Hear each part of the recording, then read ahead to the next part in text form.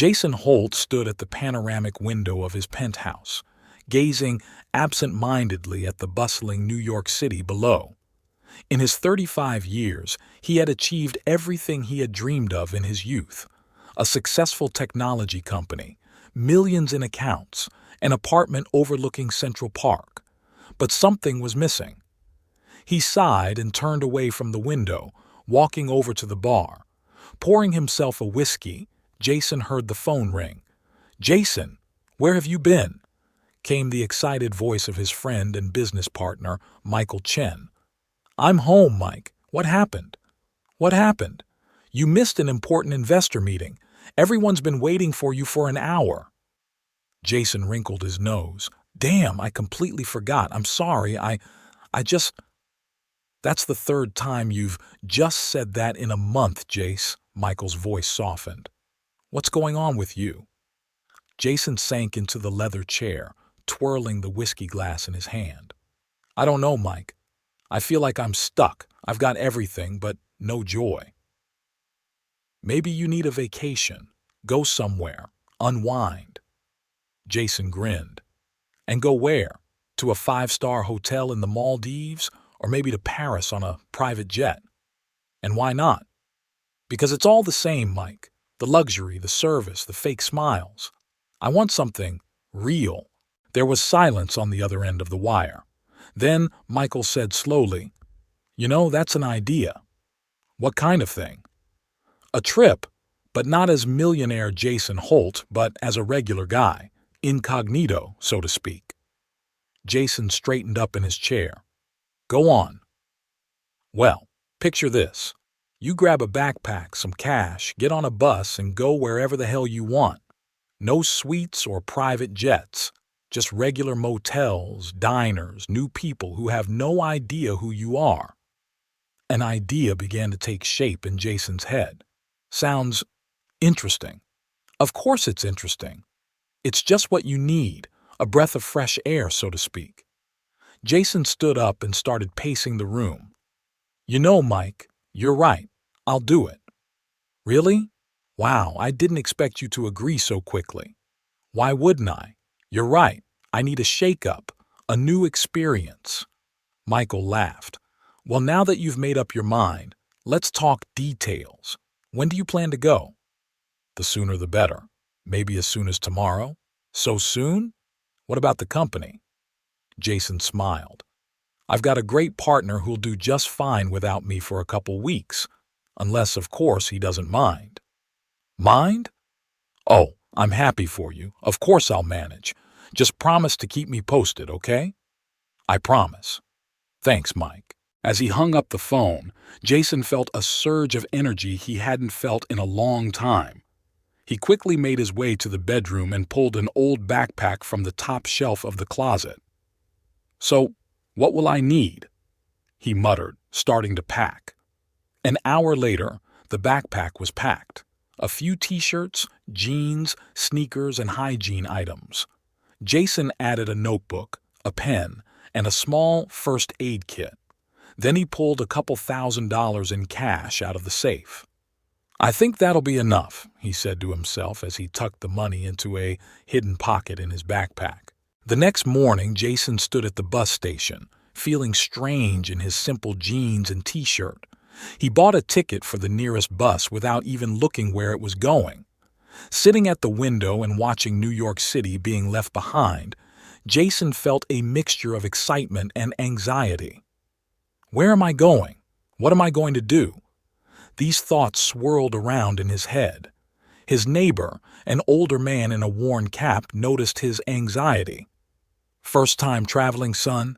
he asked with a good-natured smile. Jason nodded. "Yeah, you could say that. Don't worry, there's always something interesting to do on the road. The key is to be open to new experiences." "Thanks," Jason replied sincerely. "I'll do my best." The bus traveled westward, and the scenery outside the window gradually changed. Skyscrapers changed to suburbs, then fields and forests. By late afternoon, they had reached a small town in Pennsylvania. Jason got off the bus, feeling tired from the long ride.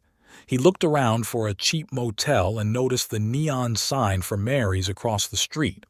Once inside, he saw a cozy lobby with worn carpet and an old-fashioned front desk. Behind it sat a full, middle-aged woman with a kind face. "Welcome, sweetheart," she smiled. "Looking for a room for the night?" "Yes, please," Jason replied. "How many nights are you planning on staying?" Jason hesitated. "Yeah, I'm not sure. Maybe a couple days?" The woman whose name tag read Mary nodded understandingly. "You don't know where fate will take you? It happens. Don't worry, stay as long as you need to. It's nice and quiet here." Jason felt the tension release a little. "Thank you, Mary. That's very nice to hear. Well, here's your key. Room 205, second floor. If you need anything, I'm always here." Jason went up to his room. It was small but clean. A bed, a nightstand, an old TV. Everything he needed was in place. He collapsed onto the bed, feeling the fatigue come in waves. Before he fell asleep, Jason thought, "I wonder what tomorrow holds for me." The morning greeted Jason with the bright sun shining through the curtains. He stretched, feeling rested for the first time in a long time. After a quick shower and dressing, he went downstairs. Mary was still behind the counter. "Good morning, honey. How did you sleep?" "Surprisingly well, thank you," Jason replied sincerely. "That's good to hear. Any plans for the day?" Jason shrugged. "To be honest, no. Maybe you can recommend some things to see around here." Mary brightened.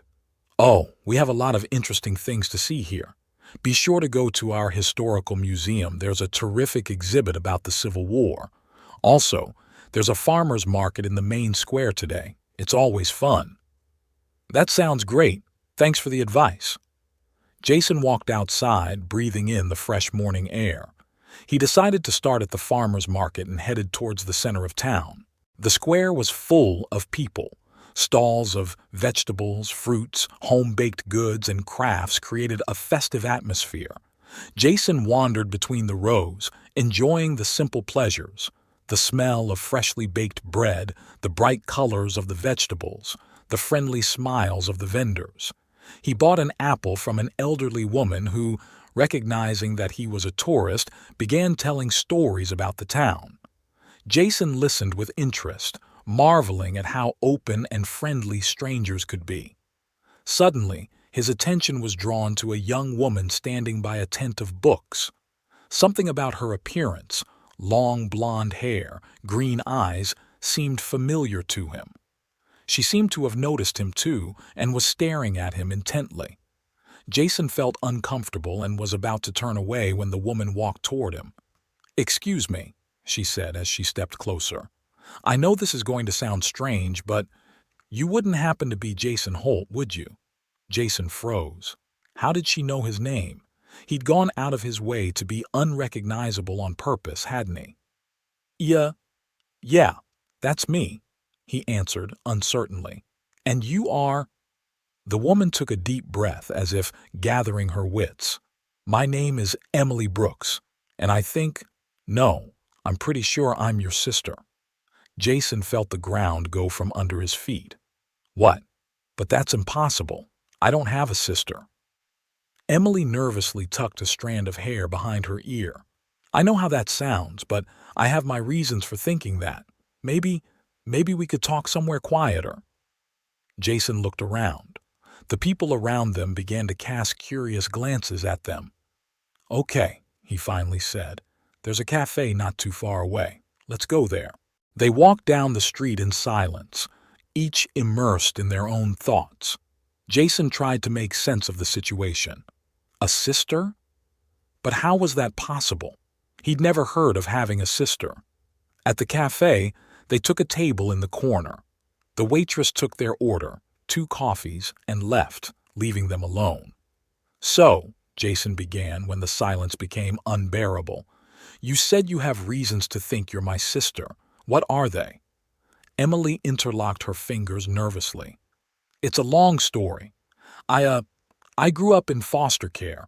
All my life I knew I was adopted, but I never knew my real parents. A few months ago, I started searching and, well, the trail led me to the Holt family. Jason shook his head. But that's impossible.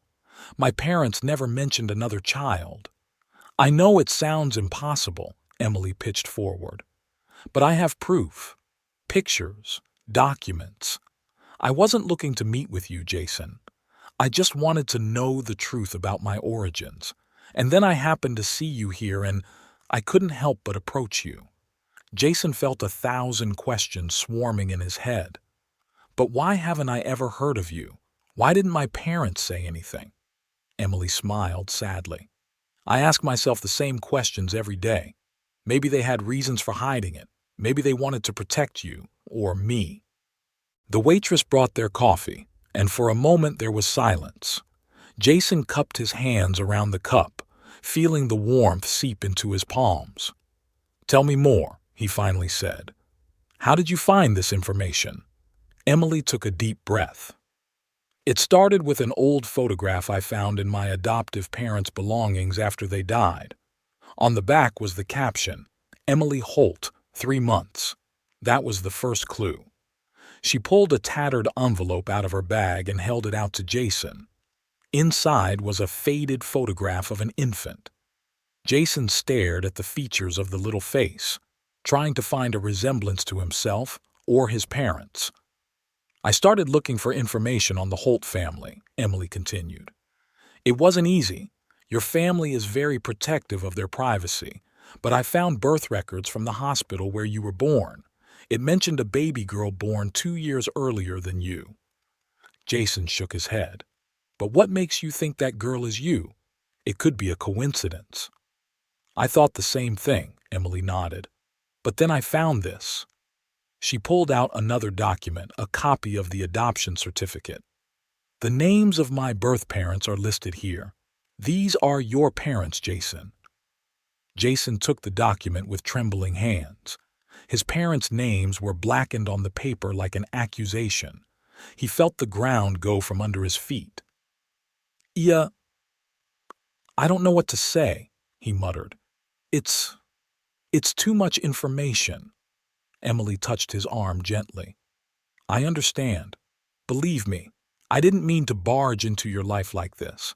But when I saw you at the market, I just couldn't pass up the chance. Jason looked up, meeting Emily's gaze. In her green eyes, he saw a reflection of his own emotions, a mixture of hope, fear, and uncertainty. What do you want me to do? He asked quietly. Emily shook her head.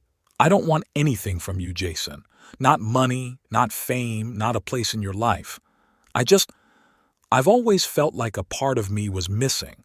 And now that I've found that part, I'd like to get to know it better. If that's what you want, of course. Jason leaned back in his chair, feeling his world turn upside down. He had come to this little town to find something new in his life, but in no way had he expected this turn of events. I need time, he finally said. This is too sudden. I have to think it over. Emily nodded understandingly. Of course I understand. Here's my business card with my phone number. If you want to talk or find out more, just give me a call. Jason took the card, feeling it burn his fingers. Thank you. I'll get back to you when I'm ready. They stood up from the table. There was an awkward pause for a moment. Neither of them knew how to say goodbye. Finally, Emily just nodded and headed for the exit. Jason stared after her, feeling his life change with every step she took. Left alone, Jason felt a wave of emotion wash over him. He walked out of the cafe and wandered through the streets, not noticing where he was going. Thoughts swirled around in his head like a merry-go-round. Sister. He has a sister. Why didn't his parents ever talk about it? Why did they put her up for adoption? What should he do with this information now? Without noticing how, Jason found himself in the park. He sat down on a bench, looking at the children and their parents playing. Families. Normal, happy families with no secrets or hidden relatives. He pulled out his cell phone and dialed Michael's number. His friend answered after the second beep. Jace, How's your adventure going?" Jason took a deep breath. "Mike, you won't believe what happened to me." He told his friend everything that had happened in the last few hours. Michael listened in silence, only occasionally letting out a surprised exclamation. "Wow," he finally said when Jason was done. This is unbelievable, buddy. What are you going to do?" Jason shook his head, though Michael couldn't see it. "I don't know. Part of me wants to run away from here, go back to New York and pretend none of this happened. But the other part wants to find out the truth," Michael finished for him. "Yeah," Jason replied quietly. "What would you do if you were me?" Michael was quiet for a few seconds. "Honestly, I'd try to find out more. You've always said you feel a void in your life. Maybe this is a chance to fill it?" Jason pondered his friend's words. "Maybe you're right, but I don't know where to start." "Start with what you have," Michael advised. "You have this woman's name, Emily. You have the documents she showed you. Verify that information, and maybe we should talk to the parents." At the thought of talking to his parents, Jason felt panic overwhelm him. "Yeah, I'm not sure I'm ready for that." "You don't have to do it right now," Michael said softly. "Give yourself time, but don't run away from it, Jace. You deserve to know the truth about your family." After talking to Michael, Jason felt a little better. He had a plan of action, albeit a vague one. He returned to the motel feeling exhausted as if he'd run a marathon. Mary behind the counter smiled at him welcomingly. "So, did you like our little town?" she asked. Jason tried to smile back. "Yes, very interesting experience."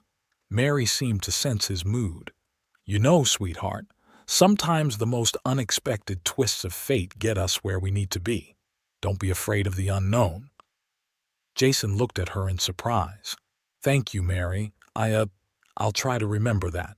In his room, Jason spread out on his bed all the papers Emily had given him. He scrutinized every detail, trying to find some clue, something to confirm or deny her story. The picture of the infant did resemble his childhood photos. The same facial features, the same cut of the eyes.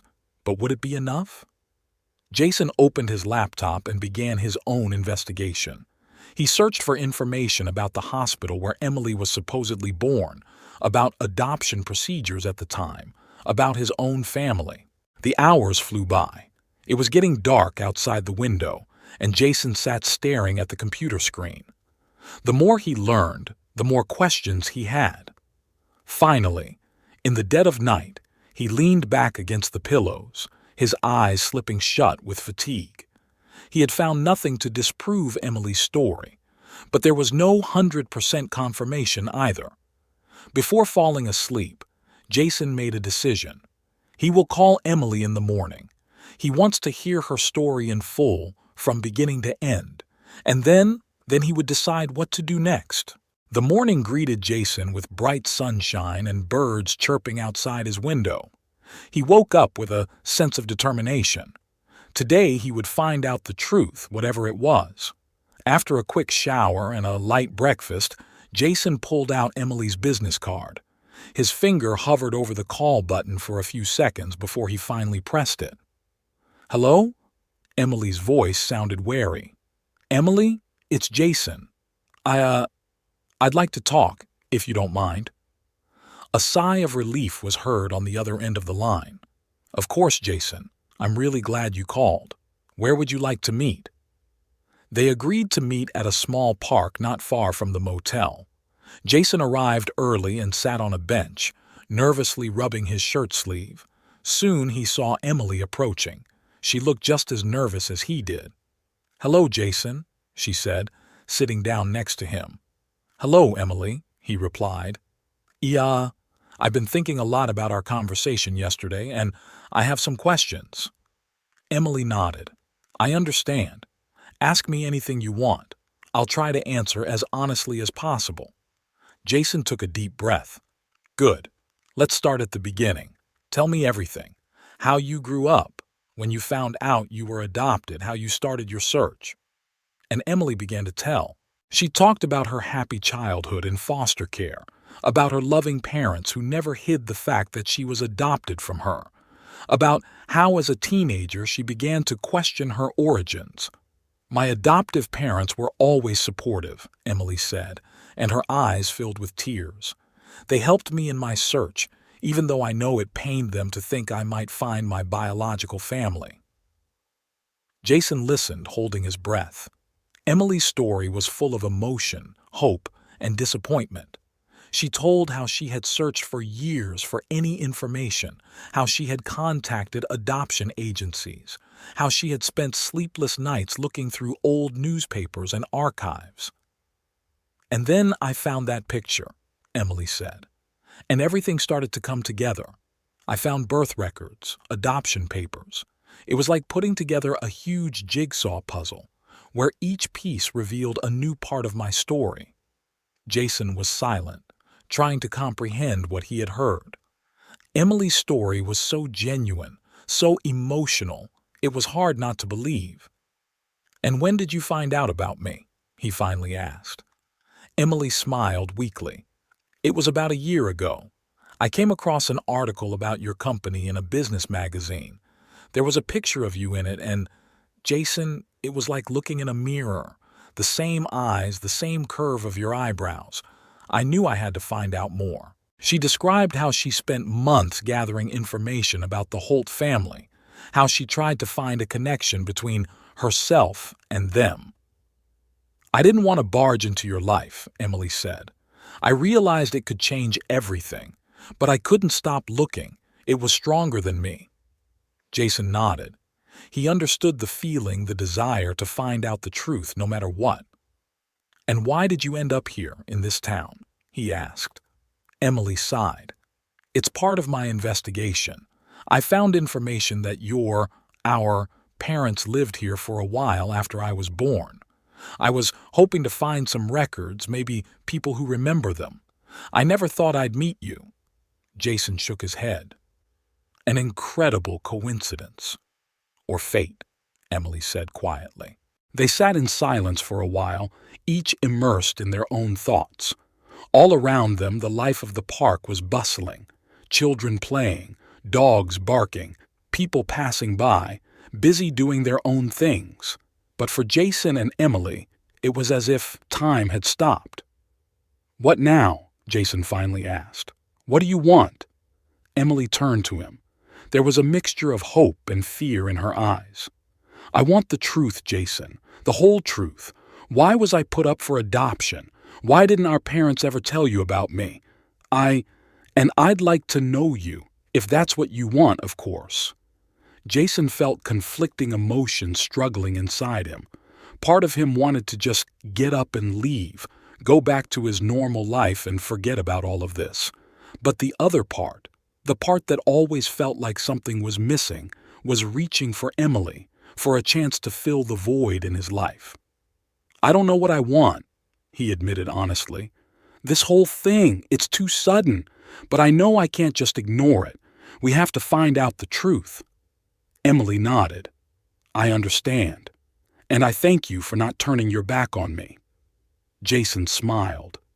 "You know, I came here looking for something new in life. I think I found more than I expected." They decided to take action together. The first step was to check out all the paperwork and information Emily had gathered. Jason offered to use his connections to gain access to some closed archives. The next few days passed in feverish activity. Jason and Emily spent hours at the local library studying old newspapers and documents. They called hospitals and adoption agencies, trying to find any information they could about the events of those years. Gradually, a picture began to emerge. They found evidence that their parents had actually lived in this town about 30 years ago. They found a record of the girl's birth at the local hospital that matched Emily's date of birth. But the most important discovery awaited them ahead. On the fourth day of their search, Jason received an email from his attorney in New York. He had been able to access some of the Holt family's private documents. Jason and Emily sat in his motel room, leaning over his laptop. Jason's hands shook as he opened the attached files. "This is it," he whispered, looking at the screen. In front of them was a document dated the year Emily was born. It was a confidentiality agreement signed by their parents and another party, a company whose name didn't tell Jason anything. "What does that mean?" Emily asked, her voice trembling. Jason read the document carefully, feeling his heart begin to beat faster. It looks like some sort of non-disclosure agreement. It talks about an incident and compensation. And it mentions a child." Emily aghast. "This is about me?" Jason nodded. "It looks like it is. It talks about putting a child up for adoption and the obligation to keep it a secret." They continued reading, trying to make sense of the legal terms and vague wording. But one thing was clear. Something had happened, something that had caused their parents to give Emily up for adoption and never talk about it. But why? Emily couldn't hold back the tears. What could have been so scary? Jason hugged his sister, feeling his own eyes fill with tears. "I don't know, Emily, but we're going to find out. I promise we'll find out." They talked for a long time that night, trying to make sense of the new information and decide what to do next. Both realized that the only way to find out the whole truth was to talk to their parents. "I have to go back to New York," Jason said, "to talk to them in person." Emily nodded. "I understand. You'll tell them about me?" Jason took her hand. "Yes. I think it's time for the truth. Will you come with me?" Emily hesitated. "Yeah, I don't know. I've dreamed about it for so long, but now I'm scared, Jason." "Me too," he admitted. "But we're going to do this together. You're my sister, Emily, and whatever happens, we'll deal with it together."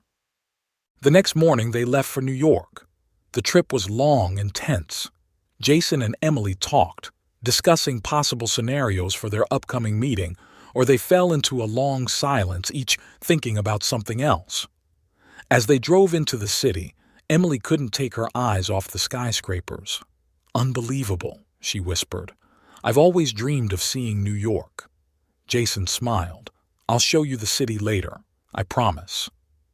They pulled up outside a luxury apartment building on the Upper East Side. Emily looked around nervously. "Is this where our parents live?" Jason nodded. "Yes. I called them yesterday. Said I wanted to talk to them about something important. They don't know you're with me." They took the elevator to the top floor. At the apartment door, Jason stopped and turned to Emily. "Are you ready?"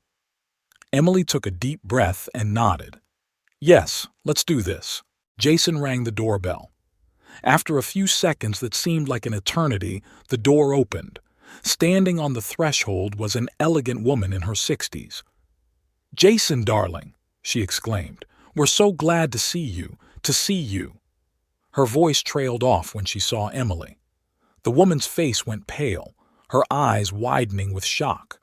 "Mom," Jason said, "we need to talk." The next few hours were the most emotional of Jason's life. His mother, Elizabeth Holt, at first tried to deny everything, claiming she didn't understand what they were talking about. But when Jason showed her the documents they had found, she broke down. Through tears, Elizabeth told the story she had been hiding for nearly 30 years, a story about a young, ambitious couple who worked for a major pharmaceutical company, about secret experiments and the leakage of dangerous substances, about the fear for the health of their firstborn child and the terrible choices they had to make. "We thought we were protecting you," she told Emily, addressing her directly for the first time. "The doctors couldn't tell us if there would be long-term effects. The company offered us a deal. They'd give you the best medical care and a new family, and we were supposed to keep quiet." Emily sat, stunned. But I'm healthy. There's nothing wrong with me." Elizabeth nodded through her tears. "We found out years later, but it was too late. We signed the papers, gave up our rights to you. And we already had Jason." Jason could feel the anger growing inside him. "Why didn't you ever tell me? Why didn't you look for Emily when you knew she was healthy? We were afraid, Jason's father, Richard, who had been silent until that moment, said quietly. Afraid the company would find out and take away everything we have. Afraid you wouldn't forgive us. We were cowards. A heavy silence hung in the room. Everyone was consumed with their own thoughts and emotions. Jason looked at his family, his parents, whom he'd always considered a model of morality and strength, now broken and aged before his eyes.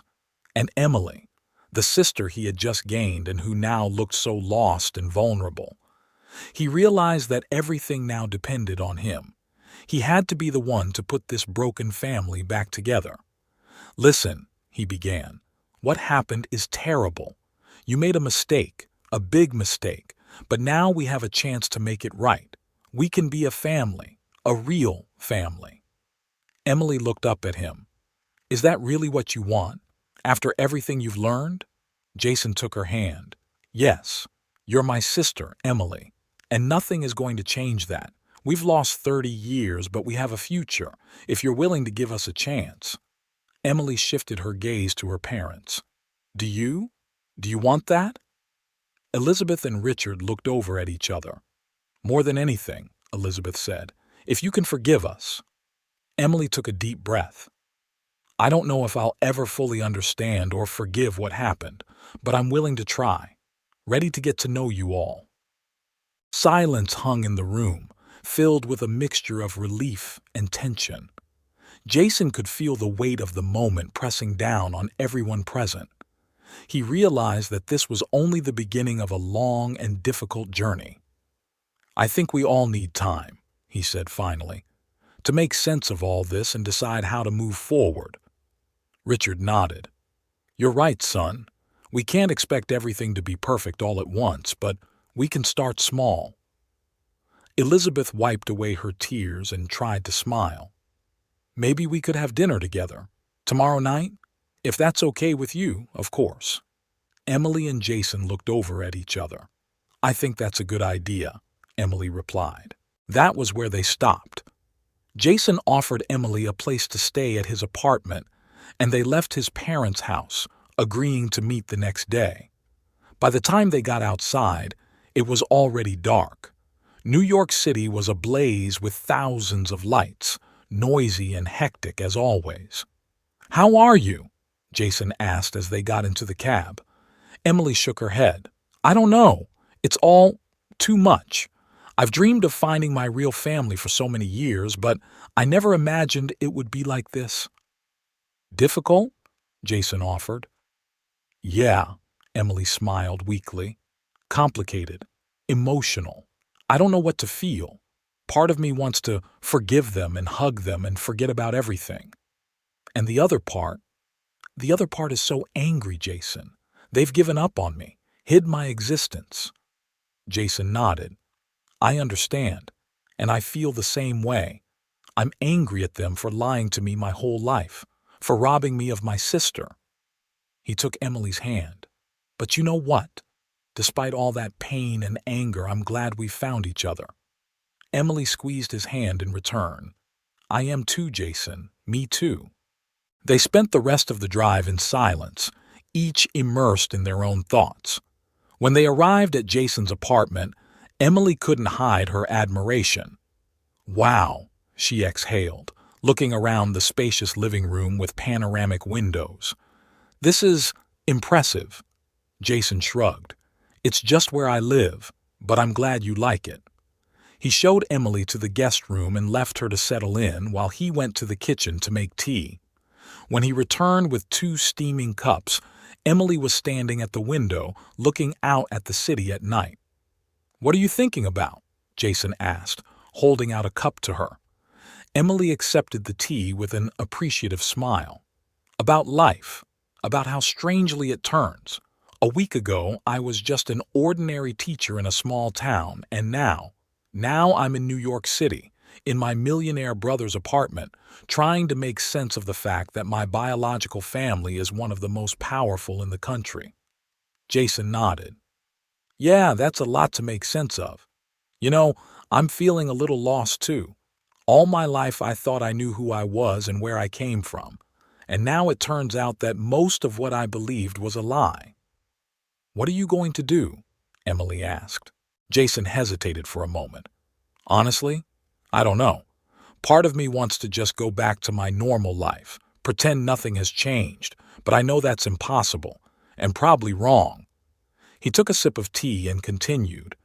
You know, when I left New York a week ago, I felt empty. Felt like something was missing from my life. Now I realize exactly what was missing. Family. A real family. Emily smiled softly. And now you have one. We have it. Yeah, Jason nodded. And I don't want to lose it. Despite the challenges, despite the anger and resentment, I want to try to build a relationship with you, with my parents, to become a real family. It won't be easy, Emily observed. No, it won't, Jason agreed. But I think it will be worth it, don't you? Emily thought for a moment.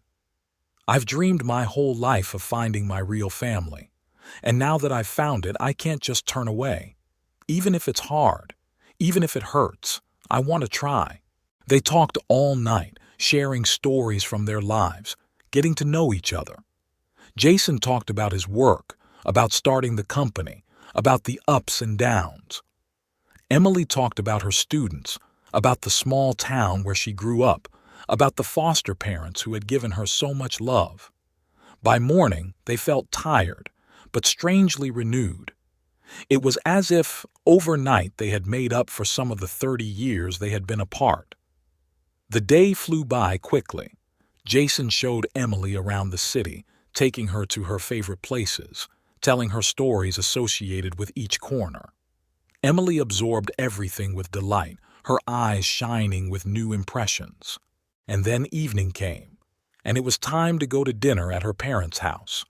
Both felt nervous, but also determined. They were ready to take the first step towards creating a new relationship. When they entered their parents' apartment, the atmosphere was tense. Elizabeth was fussing in the kitchen. Richard was nervously adjusting the cutlery. But gradually, with each passing minute, the tension began to subside. They talked about simple things: the weather, the city, work. They avoided difficult topics, just trying to get used to each other's presence. And slowly, very slowly, glimmers of real communication began to emerge. Elizabeth asked Emily about her work as a teacher, genuinely interested and asking questions. Richard and Jason discussed the latest news in the world of technology, and Emily was surprised to find that she could contribute to the conversation by talking about how she used technology in her teaching. By the end of the evening, the atmosphere had become almost relaxed. Of course, there was still much untold, much pain and resentment to overcome, but the first step had been taken. As Jason and Emily left, Elizabeth hugged her daughter. It was an awkward, tentative gesture, but there was so much emotion in it that tears came to Emily's eyes. "Thank you," Elizabeth whispered. "Thank you for giving us a chance." Emily nodded, not trusting her voice. Richard shook Jason's hand. "I'm proud of you, son," he said. "You've proven to be stronger and wiser than we've ever been." On the drive home, Jason and Emily were silent, each mulling over the events of the evening. Finally, Emily broke the silence. "You know, I've always imagined what my life would be like if I grew up with a real family," she said. "I envisioned the perfect picture: loving parents, a happy childhood, no problems. Now I realize the reality is more complicated. But maybe that's a good thing. Maybe that complexity is what makes a relationship real." Jason nodded. "I think the same way. You know, all my life I've strived for perfection, in business, in my personal life. I thought if everything was perfect, I'd be happy. But now I realize that real happiness isn't about being perfect. It's in being able to accept imperfections and work on them." They returned to Jason's apartment late that night. Both felt emotionally exhausted, but also strangely satisfied. They had taken the first step toward something new, something real. The next few weeks flew by like a blur. Emily took a leave of absence from work and stayed in New York. Every day brought new discoveries, new conversations, new emotions. They met with her parents regularly. Sometimes they were awkward, tense meetings, full of unspoken words and old grudges. Sometimes they were moments of real intimacy when it felt like 30 years apart had never happened. Jason returned to work, but now his life had a new meaning. He tried to spend more time with his family, learning to balance his work and personal life. Emily began to think about moving to New York City. She loved her job as a teacher, but the prospect of being closer to her newfound family was too appealing. One evening, about a month after they'd first met, Jason and Emily were sitting on the balcony of his apartment watching the sunset over the city. "You know," Jason said, "I think I found what I was looking for when I left town." Emily turned to him. "And what is that?" "Meaning," Jason replied. "The real meaning of life. Not in money, not in success. It's about relationships, in family." Emily smiled. "I understand that. I feel that way too. All my life I've been searching for my place in the world, and now I think I've found it." They were silent for a moment, watching the last rays of sunlight color the skyscrapers in golden hues. "What's next?" Emily asked. Jason shrugged.